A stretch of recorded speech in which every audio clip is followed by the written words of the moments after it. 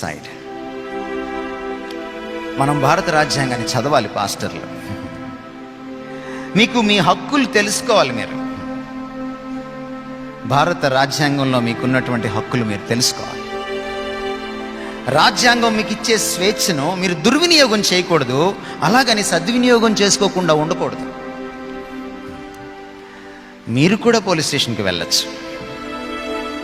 మీ మీద తప్పుడు నేరాలు మోపడానికి వాళ్ళు వెళ్ళక్కర్లేదు, మీరు కూడా వెళ్ళచ్చు.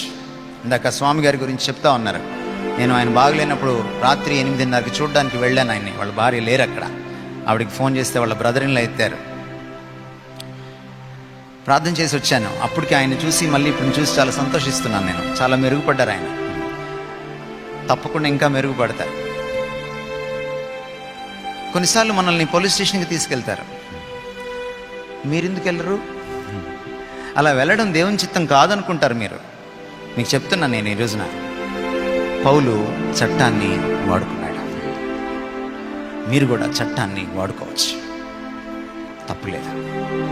ఇంకా కావాలంటే మీరు పోలీస్ ప్రొటెక్షన్ అడిగి సువార్త చెప్పడానికి వెళ్ళచ్చు. మీకు తెలుసా ఈ సంగతి?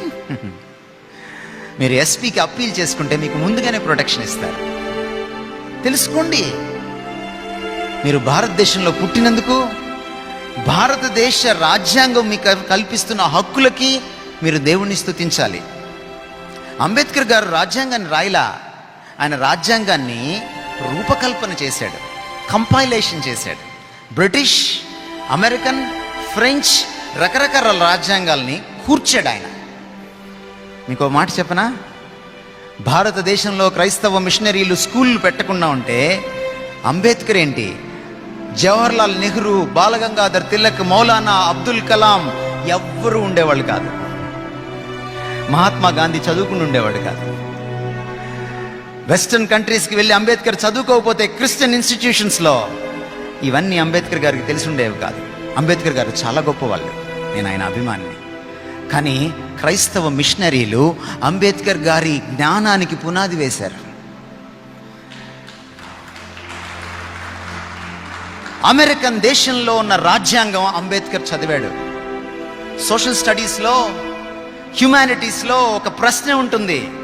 The constitution of India is a copy of British constitution, why explain అని.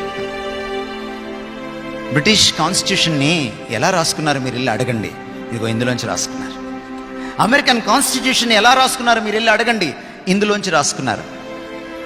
అమెరికన్ కాన్స్టిట్యూషన్లో 38% direct quotations from the book of Deuteronomy, ద్వితీయోపదేశకాండం నుంచి డైరెక్ట్గా తీసుకున్నారు 38%.